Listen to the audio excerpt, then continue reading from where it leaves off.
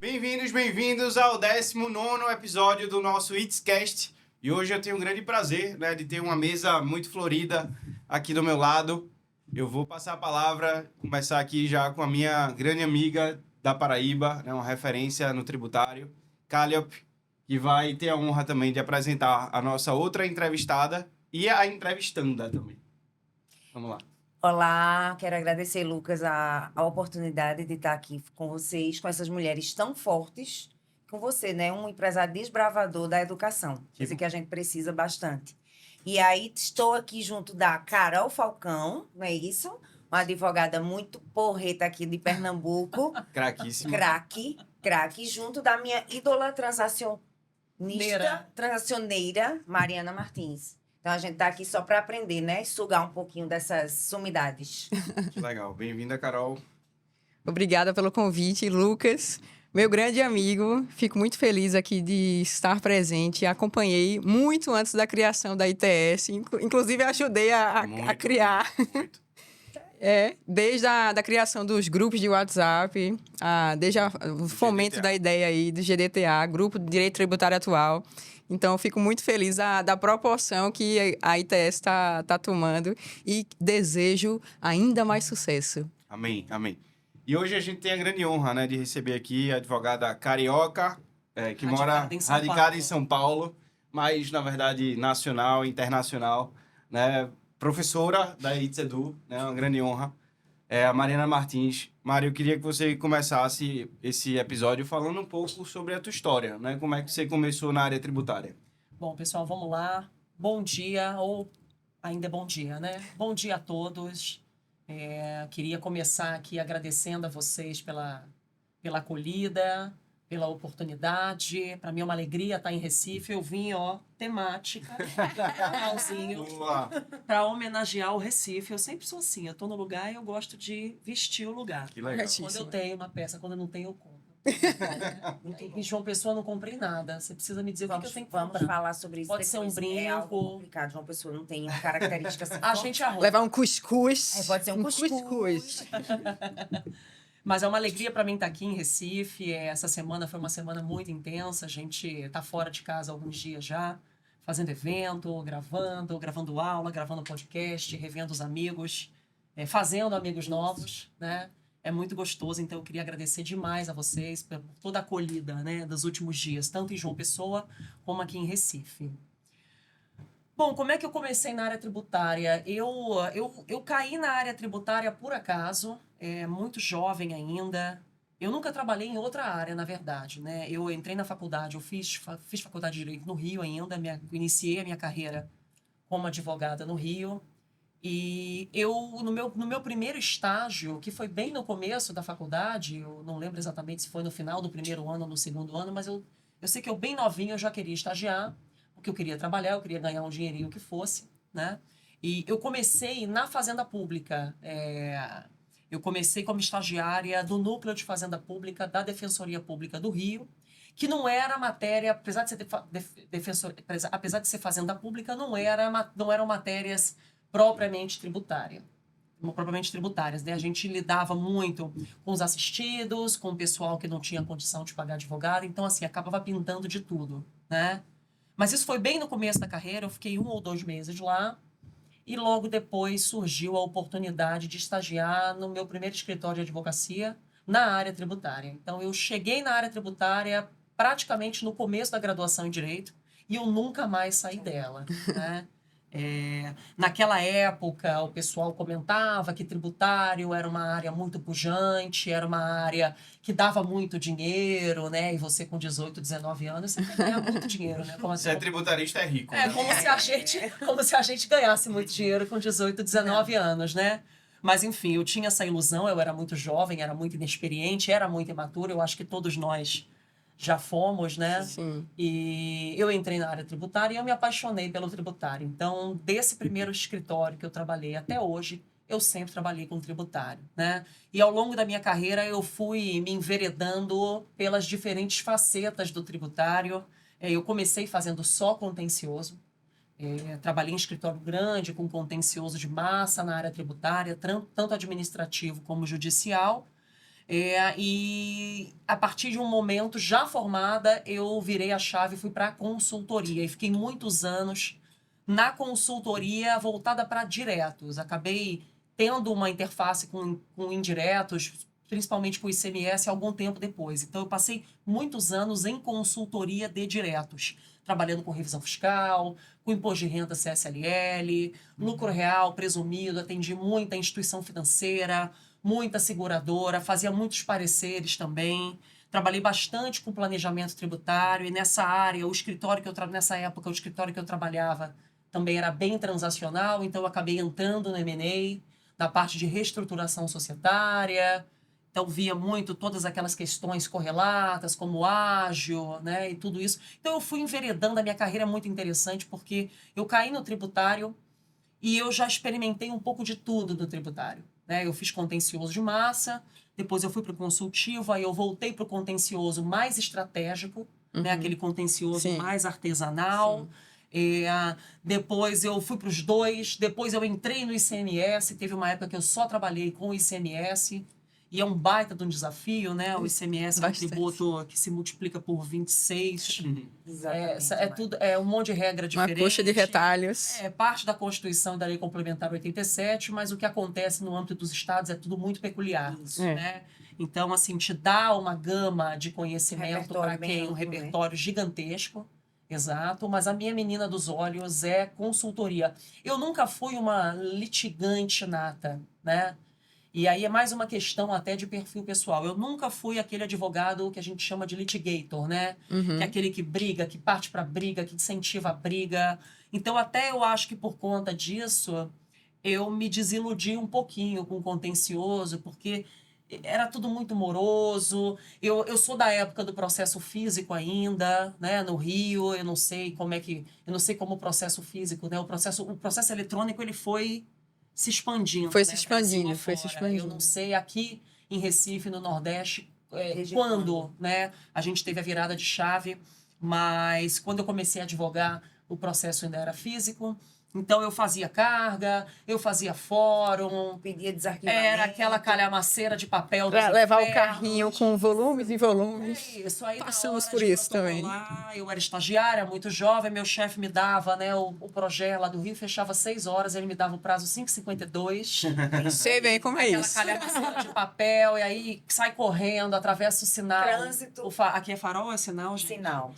Aqui em São Paulo é farol, mas no Rio é sinal. Atravessava o sinal, correndo, eu voava papel para tudo que é lado, enfim. Mas deu tudo certo, nunca perdi um prazo na minha vida. Às vezes eu fazia, ele revisava e eu protocolava, né? Mas aquilo ali não tirava os meus pés do chão, né? Eu queria mais técnico. Eu sempre gostei muito de estudar, então eu queria ler, abrir os livros, estudar Ricardo Mariz, estudar Kiyoshi Harada, na época eu fazia muito imposto de renda. Eu queria sentar, ler e aprender. O negócio de ficar na rua, Aprofundar, né? batendo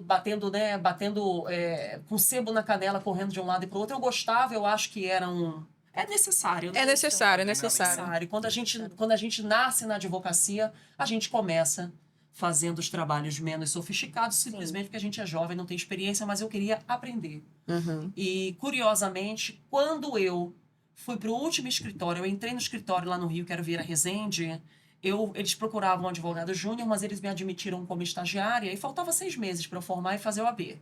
Né? Então, eu fiquei 6 meses como estagiária, trabalhando com consultivo em diretos, né? Então, eu cheguei onde eu queria, só que eu precisava passar na OAB, senão eu não seria efetivada. Né? Eu acho que todo mundo aqui já viveu essa cólera, que é uma baita cólera, né?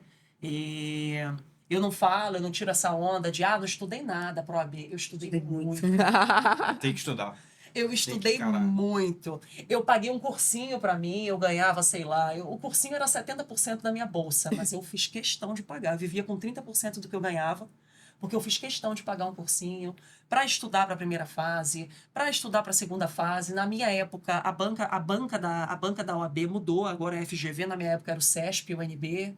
E aí tinha aquela lenda urbana de que reprovava 98%. Então eu tinha um medo, né? Eu tinha uma insegurança absurda de não passar. Na época escolhia, a área também escolhia, né? Escolhia. Tinha doutrina, levava aquela mala de viagem internacional cheia de livro. né? Vadimeco. Faz tempo. O Vadimeco não podia ser comentado, não podia ter rabisco, não podia ter nada. A mulher ficava lá, a fiscal ficava folheando uma a uma, né? As 2.000 páginas, assim. Foi uma época muito difícil, né? E eu estava no último semestre da faculdade. Então, eu ia para a faculdade, ia para o escritório, ia para o cursinho. Tinha dia que eu ia para a faculdade, ia para o escritório, voltava para a faculdade, almoçava um sanduíche no metrô, que minha mãe fazia para mim. Eu andava com 4, 5 sanduichinhos no papel alumínio, gente. Era o que eu comia. Com guaravita. Parava na barraca, comprava um guaravita, porque eu não podia sentar para almoçar, né? O dia era muito... Não dava tempo Não. e também... Não, eu tinha que estar no cursinho 6 horas. E eu saía do escritório, ia a pé, e a aula era até 10 horas da noite. Então, assim, eu estudei muito. Essa coisa de, não estudei nada. Eu não estudei nada para a OAB, eu estudei muito. Estudei muito, principalmente para a segunda fase. Eu fiz em tributário, já escolhi a área. E eu tinha muito medo de não passar, de errar a peça. Uhum. Porque se errou a peça, perdeu a prova. Chegar para minha mãe e falar, mãe, não passei, para mim era uma coisa impensável, né? Eu morava com a minha mãe é uma mulher muito forte, se esforçou demais para me dar tudo que eu tenho, eu devo a ela. E eu tinha um temor reverencial, sabe? Eu tinha vergonha de dizer para ela que as coisas deram errado, então eu não tinha opção. Sim. A mim tinha que dar certo. Eu falei, ou eu vou passar, ou eu vou passar. Não tem plano B. Não tem plano B. Segunda que ela falou, minha filha, se você não passar, você faz a prova de novo. Você arruma um emprego, paga seu cursinho, né? Você faz a prova de novo. Quando eu fiz vestibular, a minha mãe, eu lembro, a gente conversou em João Pessoa esses dias, minha mãe falou, não pago faculdade para você, não. Eu sou dessa teoria. Você se vira, você passa para uma federal. Se você quiser fazer faculdade particular, você arruma um emprego, vai trabalhar numa loja, vai trabalhar num restaurante, você se vira para pagar. Então, assim, eu tenho um temor até hoje. Hoje menos, né, que eu sou uma mulher adulta, criada, tenho minha casa, tenho meu dinheiro, mas até hoje eu tinha um temor reverencial à minha mãe.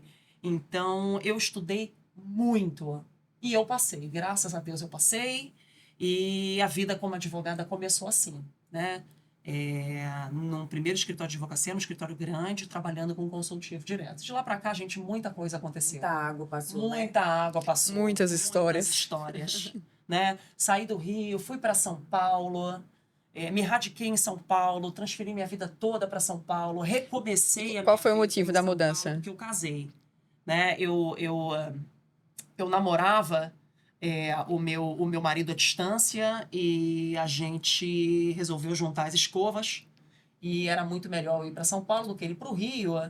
E aquela coisa, né? O advogado, ele é múltiplo, a gente consegue exercer a nossa... Em qualquer lugar. A nossa Fora do atividade Brasil, em né? qualquer lugar. Exatamente. Ainda mais agora, hoje, com a internet. É tudo eletrônico. Tudo eletrônico. E eu transferi minha vida para São Paulo e recomecei em São Paulo. E nunca mais voltei para o Rio e hoje não tenho nenhuma vontade de voltar. Deu certo, mas é difícil porque é um mercado muito diferente do nosso, né? São pessoas que têm uma visão de mercado. O mercado de São Paulo é um mercado muito pujante, né? São Paulo é uma cidade que respira trabalho, respira vida acadêmica. Eu vim do Rio, eu também trabalhava muito no Rio, mas o Rio tem uma cultura um pouco mais... leve. Eu diria menos pesada, né? Eu sempre trabalhei em escritório grande no Rio, então eu sempre trabalhei demais. Mas em São Paulo é diferente, né? São Paulo é outra pegada. É outra pegada. Você tem... E existe ali todo um... Agora não mais, que a gente, né? A gente amadurece, adquire segurança, isso se torna muito pequeno, relativo, né? Até inexistente. Mas existia aquela coisa de você tinha que ter em São Paulo, você chega em São Paulo, você tinha que ser bem-sucedido, você tinha que ter dinheiro, todo mundo dirigia carrão de R$500 mil, eu tinha um carrinho bem pequenininho, bem popular. Então, assim, não que eu quisesse, né, me igualar aos outros, mas a gente fica com aquela sensação acuada. De caramba, né? O que eu tô fazendo de errado? O que falta, né? O que tá faltando? Mas, na verdade, não estava faltando nada, estava faltando tempo. Sim. Né? Então, graças a Deus, a vida melhorou muito em todos os aspectos. Eu me consolidei, eu criei a minha carteira de clientes majoritariamente de São Paulo. E hoje eu sou muito feliz no tributário, mas assim, foi uma caminhada, uma caminhada longa e uma caminhada que não acaba nunca. Nunca. Né? A gente só muda obstáculo, só muda o desafio, Que né? bom, né? Que a gente sempre tem novos desafios a É. transpor, né? É. Senão não tem sentido a Não vida, tem né? sentido, a Com vida não tem certeza. sentido nenhum, exatamente. Ô Mariana, e pegando um gancho da tua visão de negócio, né? Você falou isso. Eu li com você ontem na palestra aqui na OAB, né? Que foi organizada por Carol. Cália fez ontem também, antes de ontem, em João Pessoa. Você falou que começou na transação tributária desde lá de trás, né? Ou seja, Sim. 2020, quando ela iniciou ali de verdade, né? É. 19 e 20, né? Teve uma portaria, né, em 2019, sob a égide da MP, Sim. da 899, uma portaria que acabou não vingando, porque a lei foi convertida logo depois em abril, dentro do prazo, né? Isso. Mas eu comecei a trabalhar com transação mesmo em 2020, quando saiu a 13988 e as regulamentações, né? A 9924, que era a transação extraordinária, aquela transação que não dava desconto nenhum e era uma transação por adesão via regulariza. Então, Como você falou ontem, é um parcelamento vitaminado. é um parcelamento. Gostei, gostei desse termo. Eu não gosto de transação por adesão, né? Até comentei ontem, estou sendo repetitiva, mas quem está nos ouvindo não estava nos ouvindo Isso. ontem. Sim. Eu acho que transação por adesão não é transação, né? Porque falta ali o elemento da consensualidade, Básico, né? Falta ali Da as personalização. concessões mútuas, né? Que está lá no 71 do CTN e no 840 do Código Civil, né? Então, a transação, para mim, a alegria, o filé mignon, o creme de la creme da transação é a transação individual, né? Sim. Mas eu comecei com as adesões da 9924, aí fiz a minha primeira da 9917, que era a transação ordinária, que chamava também em 2020, enfim, só foi deferida um ano e meio depois, a gente começou em 2020. Naquela época era tudo tão restrito, né? A PGFN também estava aprendendo a fazer transação, então eles também não sabiam. Tudo ainda muito embrionário, né? Embrionário, exatamente. Mas eu gosto muito de dizer que todos nós aprendemos e continuamos a aprender juntos. Eles ouviram os nossos pleitos, né? A gente não pode ser injusto com os colegas da Fazenda. Eu era uma crítica, né, assim, assídua da transação e hoje eu reconheço, as minhas críticas mudaram. Eu relativizo muita coisa porque eu vejo na PGFN, e quando eu digo PGFN, eu digo todas as regionais, o pessoal de Brasília, os colegas lá que trabalham com a Annelise. Existe um interesse muito genuíno em ouvir o contribuinte e em aprimorar Aperfeiçoar, né? sistema, posicionamentos institucionais. Então, assim, de lá para cá, muita coisa mudou para muito melhor, né? A gente teve em 2020 a 14402, que foi a transação da Covid, que foi a primeira transação que vinculava a Capag. Então, lá atrás começou o que é Capag, o que é Capag, o que é A, o que é B, o que é C, o que é D. E de lá para cá o sistema também foi se aprimorando, né? E hoje a gente tem ali a gente tem uma capacidade de pagamento que é dada pelo próprio Regularize, que é a capacidade de pagamento que a gente chama de presumida, né? Que é aquela que o cliente vai lá, o contribuinte imputa as informações e o sistema, através de uma fórmula matemática, que vai de V1 a V10, ela é até compreensível, né? Porque você consegue mapear todas as variáveis, mas para mim ela é falha. Mas que cabe questionamentos. Para mim ela é falha porque ela não considera, por exemplo, uma série de questões de regulamentação. Eu tenho eu tenho empresa de óleo e gás, que eu já fiz transação, que tem regulamentação via ANP, né? E tem ali algumas exigências da agência reguladora. Né? Eu tenho operadoras de plano de saúde que estão ali no chapéu de regulamentação da ANS também, que também tem algumas exigências de ordem contábil, né? De patrimonial. Sim. E a fórmula não pega isso. Se também pudera, se pegasse, não seria fórmula, seria gente, seria uma pessoa, né? Exato. Então, assim, entre a presumida e a efetiva, existe um gap, que é o gap que a gente resolve com pedido de revisão, que aí deixa todo mundo de cabelo em pé, né? Eu acho que até a PGFN fica de cabelo em pé com esse negócio de Capag. Porque você apresenta uma série de documentos, né? Tem toda a instrução do artigo 30 da 6757, da portaria. Então, a gente tem que juntar laudos de viabilidade econômica. O dossiê, né? A gente tem que juntar relação de credores, a gente tem que juntar relação de bens que estão no imobilizado, a gente tem que juntar uma série de documentos, né?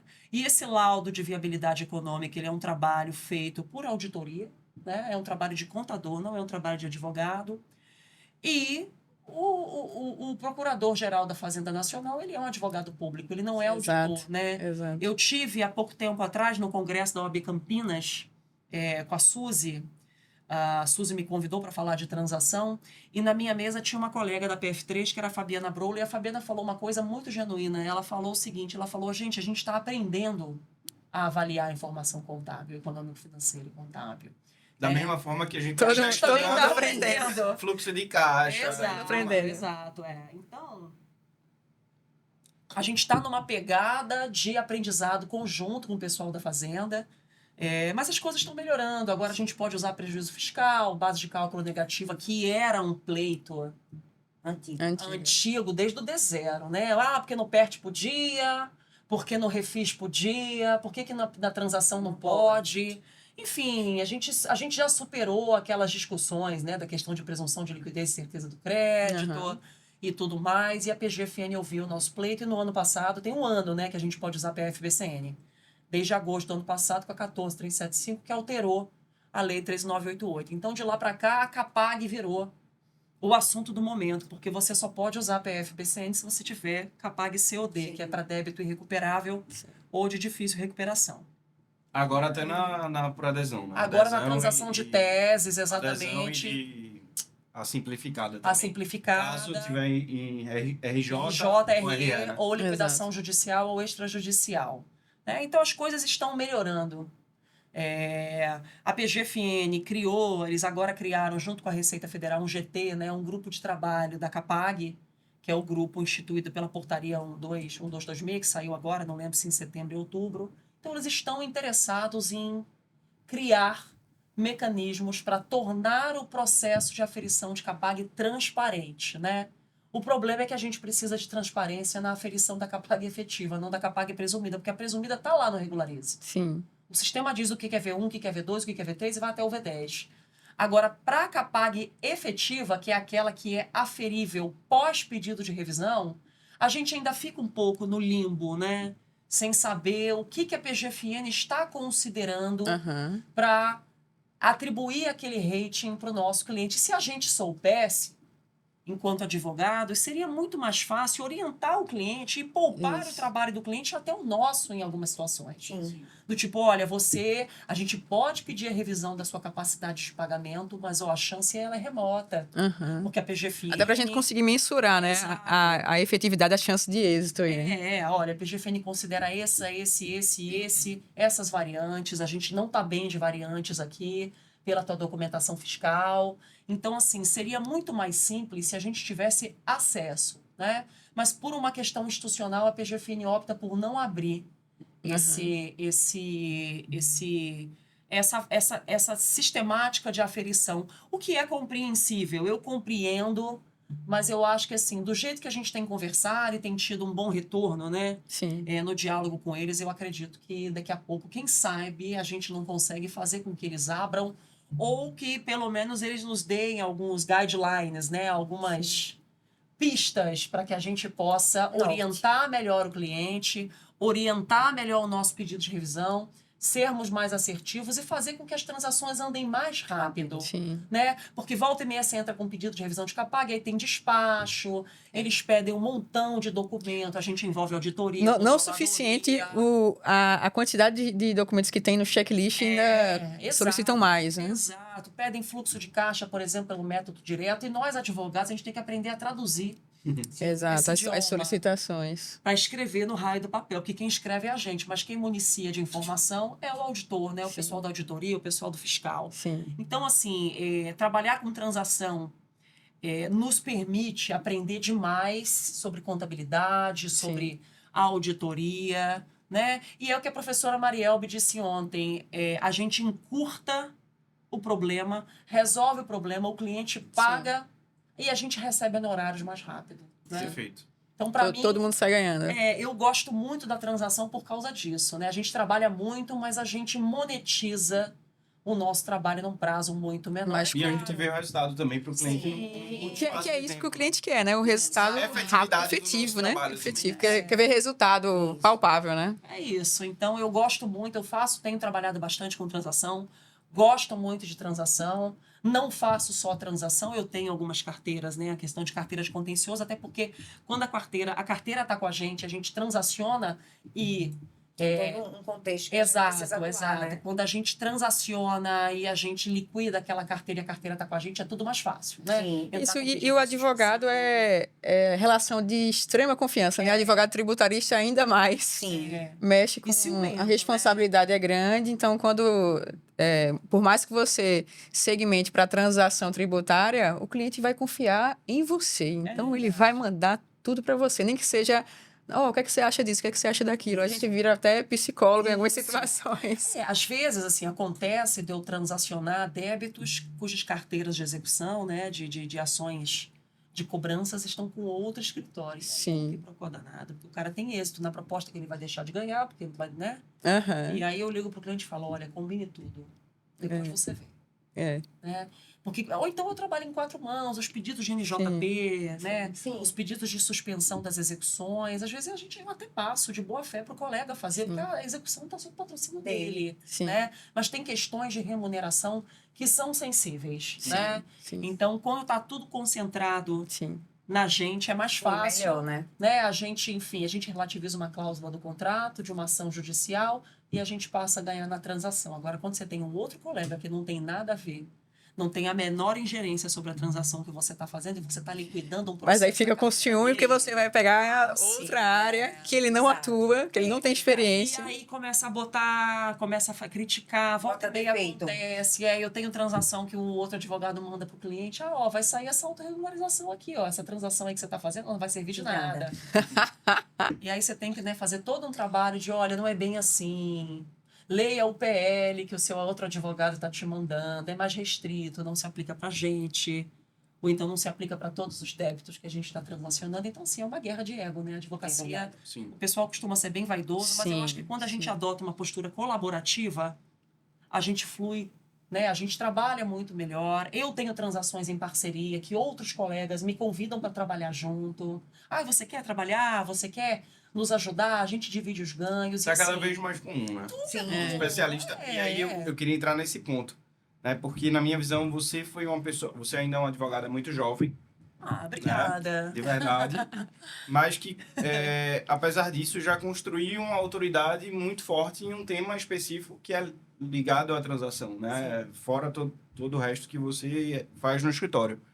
E aí, a minha pergunta, né? Vinculando isso também ao projeto que todas vocês estão fazendo muito bem, que é o Mulheres, né, no Tributário. Carol é embaixadora aqui em Pernambuco, Caleb na Paraíba e você conselheira. Acelerar isso. Como é que foi essa construção, Mariana, da tua autoridade, né? Como é que você pensou nisso, trabalhando a tua imagem para hoje, com pouca idade, né, ser muito reconhecida em um tema específico? Olha, Lucas, eu, assim, não foi algo pensado e premeditado. Eu sempre tive, admito, eu sempre tive uma dificuldade, agora não tanto, né? Mas eu sempre tive uma dificuldade de me expor. Eu ainda tenho, né? Muito embora não pareça. Às vezes você fala, nossa, mas como assim? Não parece. Né? Mas eu tenho. Para mim é difícil ainda me expor no sentido de gravar vídeo. Eu tenho uma questão, acho que todo mundo tem aquela coisa de autoimagem. A gente não se Já vê. tive também. Eu não A tenho gente mais. não se Já vê, tive. que bom. Hoje eu sou sem vergonha. Amém. Eu tô querendo, eu tô cheio Isso daí é prática, Mari. Quanto mais a gente se força a fazer, Eu tô chegando mais lá. natural vai parecer para as outras pessoas. Eu tô Mas chegando a gente lá. continua com aquele friozinho na barriga de... Ai, meu Deus, o que é que o pessoal vai achar? Mas quanto mais você Só pensar, aí você vai ficar travada. Só vai, meu só amigo. Bom, eu adquiri Só vai. mecanismos. Eu entendi que quanto mais eu me preparava, mais nervosa eu ficava. Então agora eu Exato. sempre falo, saio Só vai. falando, estudo, obviamente, Sim, sim. na rotina, né? Mas eu sempre tive muita dificuldade, eu tinha uma dificuldade de me expor, eu tinha uma questão com autoimagem. E acho que todo mundo tem, né? Sim, Assim, coisas normal. muito bobas. Eu não gostava da minha voz, e aí eu não gostava do meu sotaque. Eu me não ouvi- gostava da voz dela. gostava. Como que pode isso, pessoal? Como é que pode? Não, Como que isso é possível? Essa voz aqui. Eu não gostava existe da minha isso. voz. Na verdade, eu não gosto muito ainda. eu Mentira. me ouço diferente. Não acredito nisso. Né? Quando eu falo, eu me ouço diferente do que eu me ouço num vídeo, né? Então, assim, a nossa autopercepção é completamente diferente da dos outros. Então, Sim. volta e meia- Absolutamente. Absolutamente. Aí, mulher se preocupa com cabelo. Ai, nossa, eu tô descabelada nesse podcast. Eu tô... Essas coisas muito bobas, né? Mas que, quando bate, gera uma insegurança que faz com Sim. que a gente não consiga se expor propriamente. Uhum. Mas, assim, eu nunca pensei, por exemplo, em criar autoridade pelo digital, né? Se vocês entrarem no meu Instagram é privado, ele é fechado. Eu tenho coisas pessoais ali, muito minhas, da minha vida, da minha rotina, e acabo colocando coisas de trabalho também. Mas eu comecei a trabalhar com transação, e aí eu comecei a participar de eventos, me convidavam, o IBAT também acabou abrindo muitas portas nesse sentido. O IBAT nasceu só como Instituto Brasileiro de Arbitragem Tributária, e aí depois que a transação veio, a gente colocou um outro T na sigla, e a partir daí nós fazíamos os eventos na pandemia, todo mundo trancado dentro de casa, né? Todo mundo online. A gente fazia webinars sobre transação, o que esperar, como é que funciona. E aí eu fui ganhando autoridade, eu acho até por conta de convites reiterados para eventos, e aí atrelou com a minha experiência prática. Então, assim, existem muitos outros colegas que são excepcionais em transação Uhum. e estão até muito mais inseridos no mercado do que eu.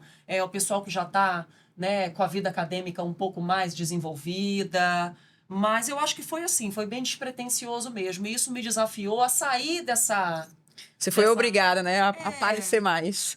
dessa janela de insegurança, de eu vou ter que me expor, eu vou ter que falar em público. No virtual, para mim ainda é mais fácil do que o presencial, né? Mas hoje eu faço, eu não sou sem vergonha como o Lucas, não. Mas Tá eu. vendo? Tá vendo? Mas eu. Já chega lá, mano. Eu lido Já melhor, hoje eu lido muito melhor, graças a Deus, e quero lidar ainda melhor, né? Imagina quando tirar essa trava aí. Ah, é. Mas ela já Vai. tá, ó, Já. já tá bem baixa. É uma questão de tempo, né? É uma questão da gente se olhar e da gente se perceber. Sim. Não digo nem como autoridade, mas da gente entender que a gente sabe do que a gente está falando, Sim. né? E que eventualmente um errinho ou outro é imperceptível, né? Uhum. Só a gente percebe as bobagens que a gente fala. Eu descobri isso. É, exato. Eu falei, não, eu não gostei dessa palestra que deu porque eu falei o número da lei errado. Que maneira o número da lei errado. Ninguém nem sabe. É. A Paula falou ontem, ninguém nem Ninguém sabe. Exato, Porque você Então, confunde, é tanto número, tanta lei, tanta portaria, tanto... Não, sei então o que. não precisa necessariamente saber Ah, não. a numeração da lei, a numeração do artigo para mostrar que você sabe, Eu né? não sei Você- nenhuma, na verdade. Minha memória Exato. é péssima. Eu também sou eu, muito eu ruim sei, nisso. eu sei porque eu faço muito, né? Então, assim, eu acabo escrevendo muito, proposta, pedido de revisão de CAPAG, então eu já sei dos artigos, já sei que o 30... Vai pela Vai repetição, pela né? repetição, Sim. exatamente. Vai internalizando, né? Mas essa lei do CARF nova, que era do PL 2384, que é a 1468282, essa eu não sei o número Eu ainda. não sei número nenhum. Tá tudo no meu Mas notion. daqui a pouco a gente aprende. Quando eu começar a fazer essa transação do CARF, aí eu acho que, né, ela ainda está um pouco embrionária, mas é isso. Fazendo uma pergunta para Mari, em relação a essa questão da CAPAG, é algo mais técnico, tudo bem, mas até o doutor Arthur, que é nosso professor, né, no ITS, eu estou fazendo uma tentativa de transação com ele, e ele falou algo que eu gostaria de saber na sua vivência, se você tem percebido isso, né? Ele deu algumas indicações para que a gente ajustasse a realidade da empresa de forma a valorar mais a função social dessa empresa. Sim. Você consegue mensurar que essa função social tem sido levada em consideração Sim. para a diminuição de débito, de passivo, de parcelamento? Como é que você enxerga isso? E Mari? complementando, visando reclassificar a CAPAG, por exemplo, saindo de uma classificação B para uma No sentido CD. mais da diminuição do passivo. Do passivo, da negociação da Isso, margem de isso, desconto. exatamente. Né? A negociação da margem de desconto, ela está vinculada à CAPAG, né? O pessoal da PGFN, eles são bem legalistas nesse Isso. sentido.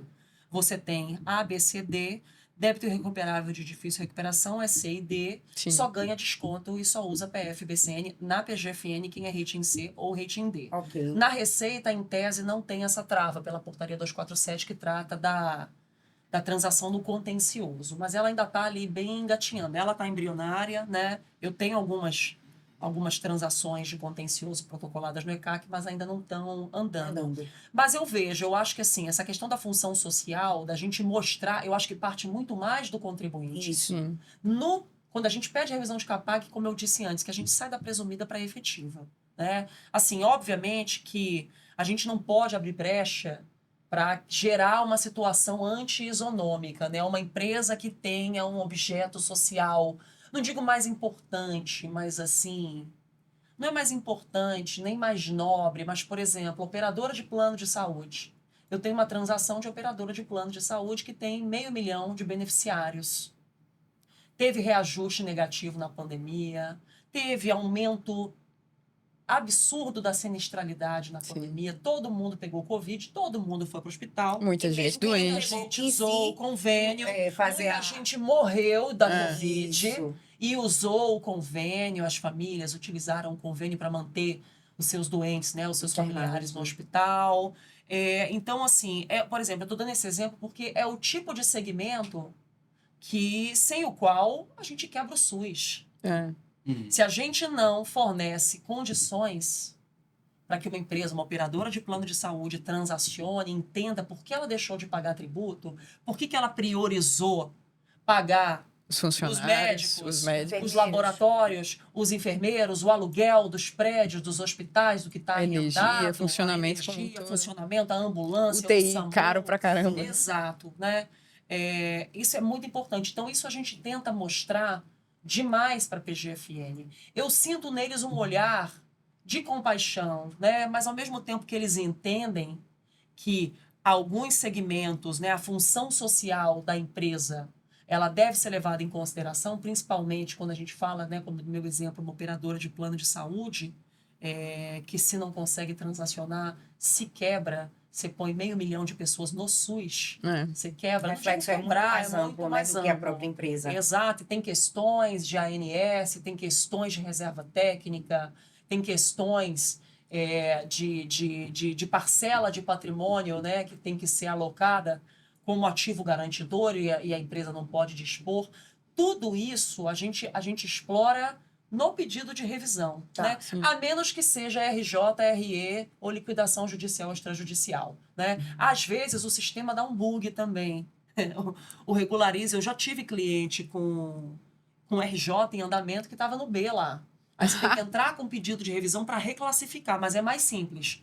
Você não precisa juntar todos os documentos do artigo 30. E estando em RJ já é Você meio que uma junta prova. a cópia do pedido da inicial da RJ, da decisão que deferiu o processamento. Se já teve aprovação do quadro geral de credores, bote ali e eles reclassificam. É mais rápido. É mais objetivo. É mais objetivo. Legal. Agora, complementando aqui uma temática interessante, falando sobre essa revisão de CAPAG, queria que você comentasse brevemente aí alguns cases que você tenha conseguido reclassificar empresas que estão no rating A e B, reclassificando para C ou D, como é que foi? O rating D, ele tem critérios muito objetivos, né? Então, assim, se o contribuinte não se insere naqueles critérios, é muito difícil a gente sair de um A, de um B para um D. Eu costumo dizer para os meus clientes, vamos brigar pelo C. O C já tá bom. Quer dizer, às vezes não tá, mas às vezes o cliente não tá em RJ, não tá em RE. É o melhor possível. É o melhor possível. Vamos fazer um esforço, vamos fazer um aperto no caixa, vamos pensar numa garantia além daquilo que a gente já deu. Eu gosto de dizer sempre para o meu cliente, vamos brigar pelo C. O C é factível para quem não está em RJ, para quem não é rating D automático, né? A não ser que por alguma questão a empresa peça RJ e tudo mais, já está no radar pedir, uma recuperação extrajudicial, ou já está liquidando o CNPJ, mas o C é o possível. O C não dá a margem máxima de desconto, mas já deixa você usar prejuízo fiscal, já deixa você usar base de cálculo negativa, já deixa você ter descontos, né? Assim, a matriz de descontos, a gente já faz a proposta com plano de amortização. Eu gosto de fazer sempre pensando no C. Quando eu entro com pedido de transação na PGFN, eu estou dizendo nas entrelinhas, me dê CAPAG C. Porque o meu fluxo de pagamento, ele se baseia no C, a menos que seja RJ. Meu cliente está RJ, eu já vou para o D, já vou lá em cima, 65% ou 70%, né? 120 ou 145 parcelas, a gente vai lá no teto. Mas o C é o factível. E é o que a gente, na minha experiência prática, é o que a gente mais consegue, quando tem fundamentação Sim. econômico, fiscal Sim. e financeira para isso. Excelente. Ô Mariana, e da tua vida, assim, de advogada até aqui, né? Qual foi o caso mais desafiador que você teve, assim, pode falar Uau! Pergunta de Você milhões. gostou, aquele caso Emblemático. emblemático, De qualquer matéria? qualquer matéria. Ai, olha, é difícil. Eu acho que, não digo que seria o mais emblemático, mas eu acho que as transações bilionárias são bem emblemáticas, porque elas exigem muito, é uma ginástica Uma sem responsabilidade fim gigante. do advogado, do pessoal da controladoria, financeiro, E a auditoria. expectativa que as pessoas estão em você. Exato, exato. Então eu gosto de falar que as transações, as grandes, as individuais, elas são emblemáticas, elas Sim, são muito sem desafiadoras. Eu já trabalhei com outras matérias muito desafiadoras. Eu trabalhei, como eu disse no começo, num escritório bem transacional. Então, assim, essa parte de M&A, essa parte de mapeamento de contingência, de transações enormes, né, que um errinho nosso eleva, né, a contingência a uma régua, né, estratosférica. A gente pode embarrear uma transação societária, uma operação de reestruturação societária, se a gente não tem ali a plena convicção do que a gente está dizendo em termos de contingência materializada ou não. A materializada é processo, é relatório, né? Mas a não materializada, que é aquela que você mergulha lá no balanço e fala para o cliente, ó, vai dar um probleminha aqui. A chance é possível, provável ou remota. Aí eu digo que é remota e o negócio acontece, você eleva, né, o passivo contingenciado daquela empresa que está sendo comprada, né, que por uma outra que está sendo vendida, né, a estratosfera. Então, assim, a gente consegue acabar com uma operação de reestruturação, uma aquisição de participação societária, se a gente não tiver plena certeza, né, e convicção do que a gente está falando. Então, eu acho, como Carol disse, que todas essas demandas que exigem uma responsabilidade muito grande do advogado e que pode, eventualmente, inviabilizar um negócio por completo, eu acho que são as transações, a minha experiência mais emblemática foi trabalhando com essas operações. Assim. Porque não é só o bilhão ou bilhões ali envolvidos, pessoas. Milhares de pessoas, milhares de pessoas, milhares de vidas, milhares de famílias ali. Eu acho que o advogado tributarista, né, é quase Deus, né? A gente brinca, médico se acha Deus, né? Eu vou te curar, não foi Deus que te curou, fui eu. Eles gostam de falar isso, né? Eu já namorei médico e eles são exatamente assim. Mas se acham deuses, mas eu acho que não que a gente seja Deus, eu tenho humildade para reconhecer que a gente não, nós somos, né, nós somos ali uma parte do sistema, mas assim, a nossa atuação é muito importante, significativa. muito significativa. E dá Tira gosto de onda, né? ver. Quando tem algum médico, assim, amigo meio pretencioso, né, arrogante. Pretencioso, Eu digo, tu é médico porque tu estudou pouco. Se Devia você ser tivesse advogado estudado tributarista. Aí sim. Aí eu tirei o chapéu. Aí é tubarão branco. Né? Falando porque... Mas ao A gente mesmo precisa tempo que é estudar de desafiador, é recompensador, E a gente né? não para de estudar, Ah. não para de E estudar. não recompensador, eu falo financeiramente só. É Sim, você sim, saber sim. que você é capaz de propiciar essas transformações, né? Isso nos impulsiona a estudar, a se capacitar cada vez mais. Então, eu sou apaixonada. Excelente. Eu queria te perguntar, né, e agora vai ser uma pergunta tripla para vocês, passando a bola. Bora fazer o nosso curso, né, da ITSEDU, que a Mariana nos deu a honra de ser professora. Quais são as 3 dicas que vocês dariam para pessoas que querem entrar nessa área de transação? Posso começar? Pode. Procurar habilidades correlatas, porque a técnica, ela é essencial. Mas saber negociar, saber se posicionar, saber conversar com o nosso cliente sem criar expectativas demasiadas. Isso é algo que a gente precisa desenvolver para atuar com competência. Os maiores problemas, usando o exemplo de Mari, para mim, o caso mais emblemático foi aquele que eu não tive a habilidade de deixar a expectativa no lugar correto do cliente. Legal. Tá? Então, assim, o cliente tinha uma expectativa muito além do que a gente poderia chegar com um serviço de excelência. Entendi. Então, acho que essas habilidades correlatas seria uma dica essencial. Não só para a transação, para tudo, né? Como advogada, a gente precisa estar advogada sempre. Então, no que diz respeito a captar clientes, eu sou advogada no supermercado. Eu sou advogada numa espera de médico. Na Sim. manicure, Na fazendo manicure, unha. eu já sim. fechei um grande contrato Também. fazendo unha. Eu também. Também. Ó a dica aí, viu? Então, a gente precisa ser advogado em todos os Vou começar a lugares. fazer minha unha. Depois dessa, Exato, porque às vezes a gente sai de casa. Já fechei contrato também fraturando o dedo do pé. Pronto. porra. É isso aí. Então, a gente tem que estar imbuída da nossa função social em qualquer lugar que a gente esteja. Em terceiro lugar, para mim, algo muito importante é estar conectada com Deus. Porque a gente, apesar de não ser Deus, a gente precisa entender que o controle não está nas nossas mãos. A gente precisa fazer o nosso melhor. Mas que a gente sabe que quem está no controle não é a gente. Isso tira um peso muito grande também da nossa atuação. Muito bom, cara.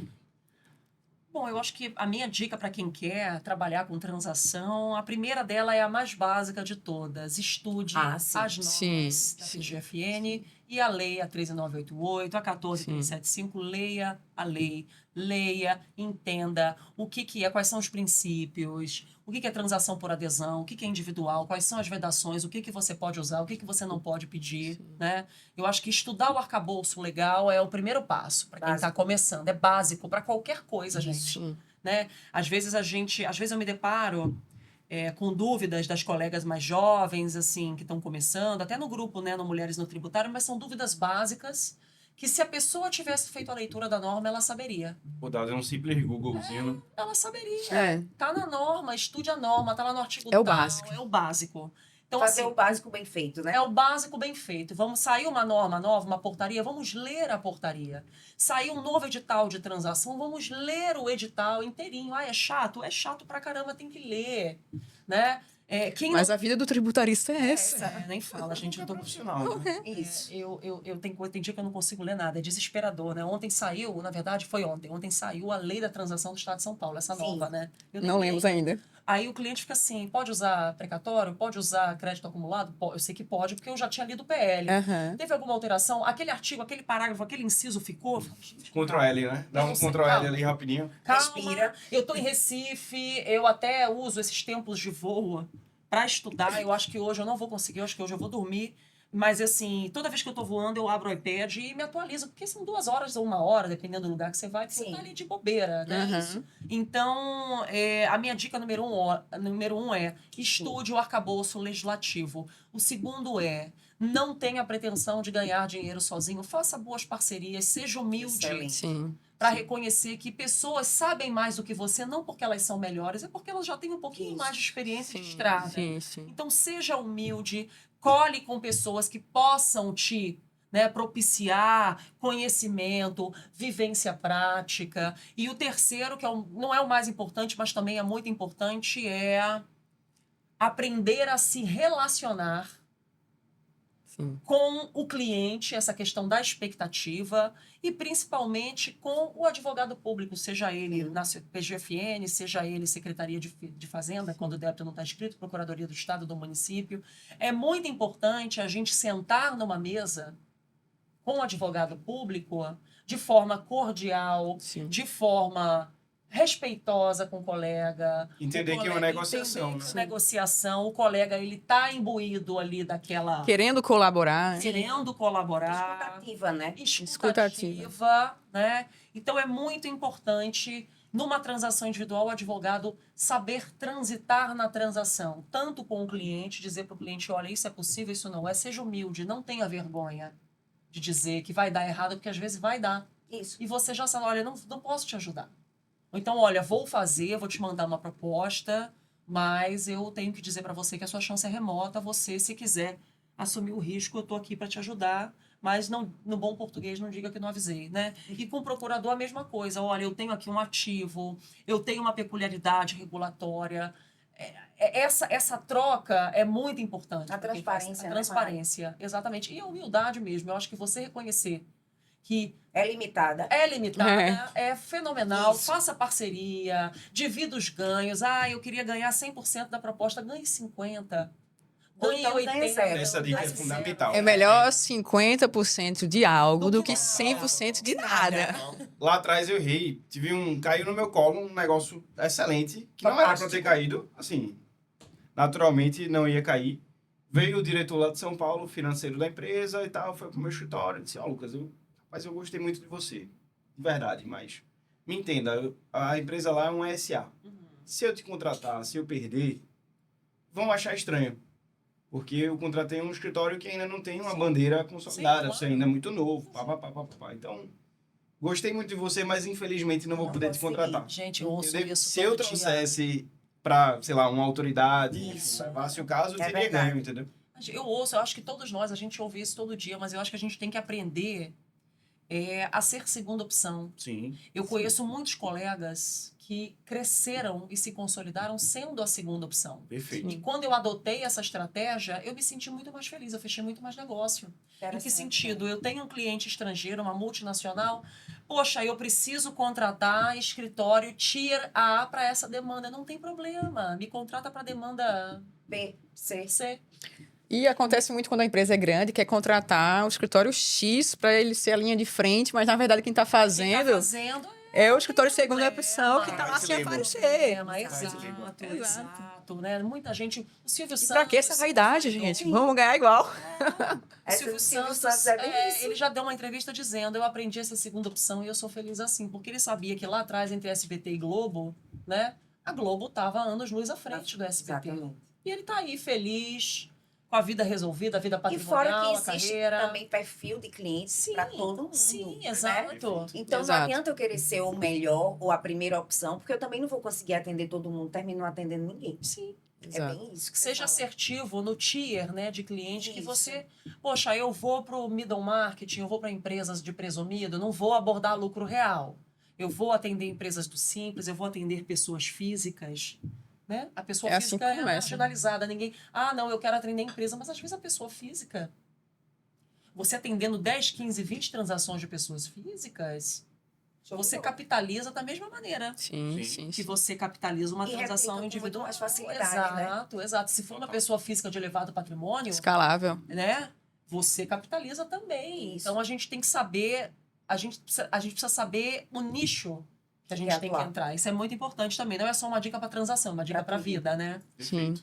Você, Carol. Respondendo aqui por último, tentando enumerar aqui três quesitos. Eu não vou enumerar o estudo, que isso aí é óbvio, óbvio. é básico. Nem contabilizo isso, porque acredito que tenha muitos jovens aí assistindo. E então, o primeiro ponto que eu falaria é paciência. Paciência. Absolutamente nada é da noite para o dia.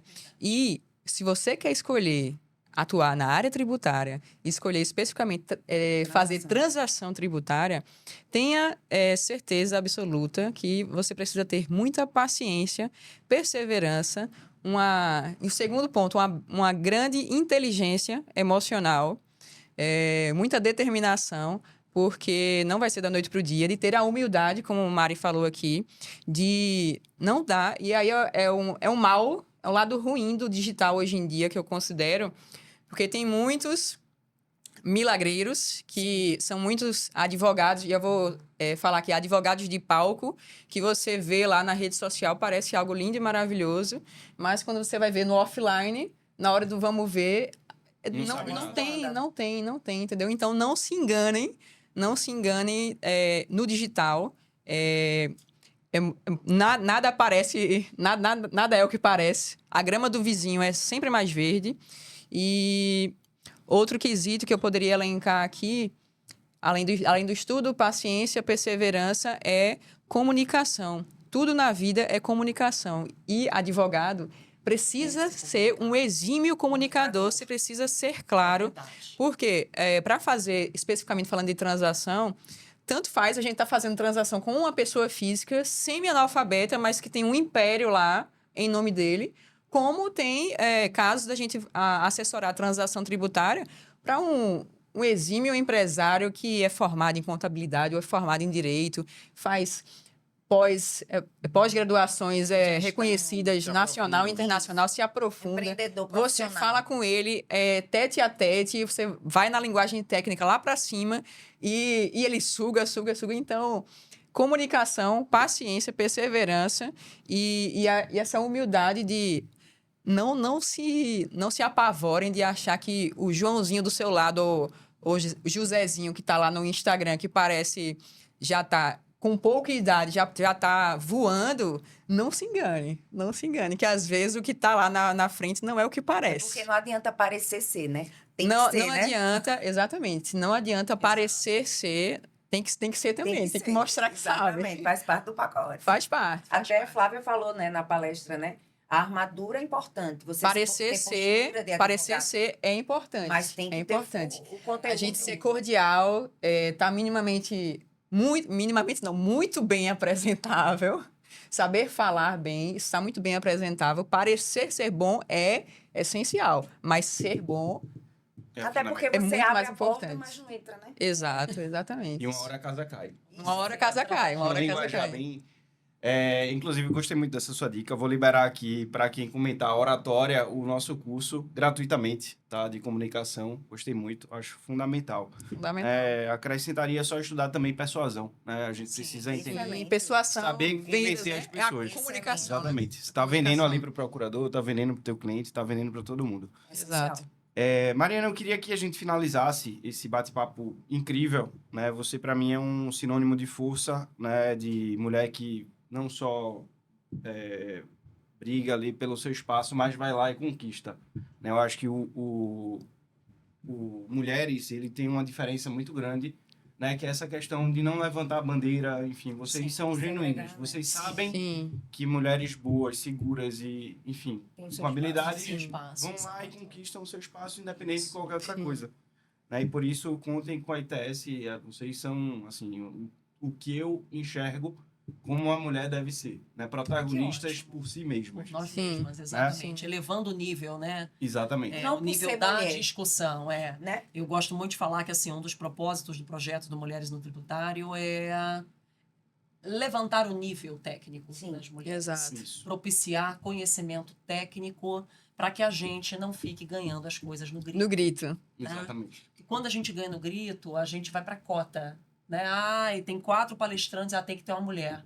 Porque alguém Não é que, gritou não é, que tem não é que que ter tem uma que mulher. ter. Ela estar lá não Ela é está porque é lá, mulher. Exato. Ela está lá porque ela sabe. Exato, Ela sabe. exato. Conquistou o seu espaço. Ela conquistou o seu espaço. Então, quando a gente eleva o nível técnico das mulheres, das meninas mais novas que estão se formando, até os nossos níveis técnicos, porque a gente Perfeito. também, Sim, né, o sim, céu sim. é o limite, Sim. né, no que se refere a estudo, a conhecimento, a gente para de trazer essa linha de argumentação, de ganhar as coisas no grito, para a gente não ser, para não sermos cotistas em eventos, em palestras, em seminários. A gente não precisa de cota, porque a gente não é minoria. Perfeito. Existe Exato. mais mulher do que homem no Brasil. Nos quadros da OAB, eu acho que é 51, vezes 49. É pau a pequeno, pau. mas é Mas a tem mas é a temos maioria, mais né? mulheres É a maioria. advogadas inscritas na OAB, no CNA, no Cadastro Nacional da OAB, do que homens. Então, a gente não é minoria. A gente tem que parar de se achar minoria, de se colocar no lugar minoria. de minoria. Isso. Né? E assim, muitas mulheres ainda fazem isso porque são mulheres. Homens também fazem, mas as mulheres se colocam nessa posição de minoria por conta de uma questão de insegurança pessoal Sim, mesmo, sim, né? O sim. que a Flávia disse na palestra dela. Quando a gente tem certeza e convicção do que a gente entrega, do que a gente é, do que a gente proporciona, Exato. a nível de discurso, a nível de conhecimento, Entrega, né? Sim.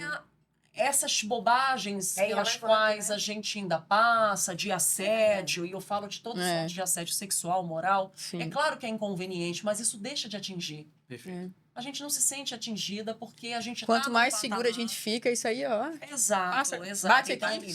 então é uma construção, é Tá, uma construção estamos bacana. acostumadas, não deveríamos estar, que isso não deveria ser comum, mas isso. a gente fica tão segura, vai avançando tanto, e não é por ser mulher, porque a gente estuda o dobro ou o triplo para se sobressair aquele que, às vezes, só por ser homem, né, ganha muito mais fácil e rápido o espaço. E o legal também do projeto, que aí por isso que está juntando cada vez mais mulheres com o mesmo pensamento, Sim. com a mesma visão, é que absolutamente em nenhum momento a gente quer competir.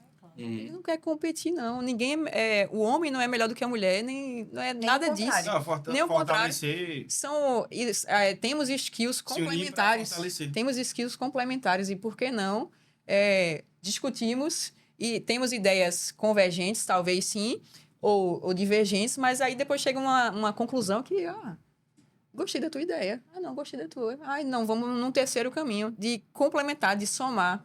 E aí o legal do projeto é justamente isso, que não é competição, é dar voz a mulheres boas e não à toa tá contagiando vários homens como Sim. você, Tenho certeza. que não gostamos de levantar bandeiras, de ganhar no grito, de jeito nenhum.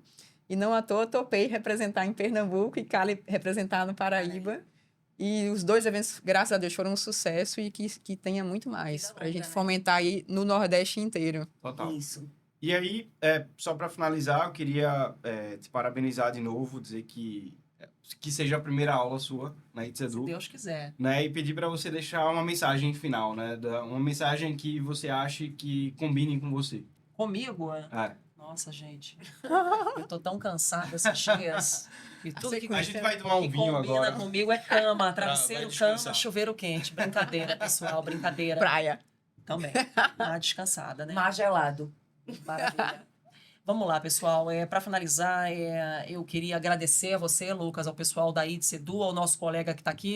Ele não está aparecendo, viu, gente? Mas tem um colega, o Edu. do It's Edu. Vamos dar oi pro Edu. Pena que Edu. Edu. It's Edu. Exatamente. Pink Cérebro, hein, Edu? Pink Cérebro. Aqui é muito bom. Então, Edu tá aqui conosco, gravando, nos ouvindo há 1 hora. Então, agradeço a Lucas, agradeço a você, Edu, aqui por toda a estrutura.